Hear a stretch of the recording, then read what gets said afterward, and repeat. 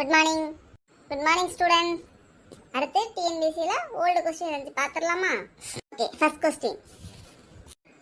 Enfield துப்பாக்கியில் கொழுப்பு தடவப்பட்ட தோட்டாக்கள் ஆங்கிலேய இந்திய இராணுவத்தில் எந்த ஆண்டு புதிதாக அறிமுகப்படுத்தப்பட்டது? ஆப்ஷன் சொல்லணுமாமா?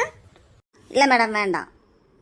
ஜனவரி 1857. சரி, செகண்ட் கொஸ்டின் பார்ப்போமா? கருவூலத்தை முர்சிதாபாத்திலிருந்து கல்கத்தாவிற்கு மாற்றியவர் யார்? Warren Hastings. சரி, அடுத்த கொஸ்டின். இந்தியாவின் தேசிய ஆறு எது? கங்கா. இந்தியாவில் தன்னாட்சி இயக்கத்தை ஆரம்பித்தவர் யார்? அன்னிபெசன்ட்.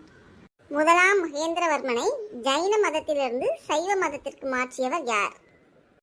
அப்பர். ஓகே, வெரி குட்மா. ஆப்ஷனே இல்லாமல் நல்லா படிச்சிருக்கீங்க. இப்படியே நல்லா படிங்க, சரியா? நம்ம அன்னன்னைக்கு குடிக்கிறத படிங்க, உங்களுக்கு நல்லா அது எக்ஸாம் அப்போ ஈஸியாக இருக்கும்.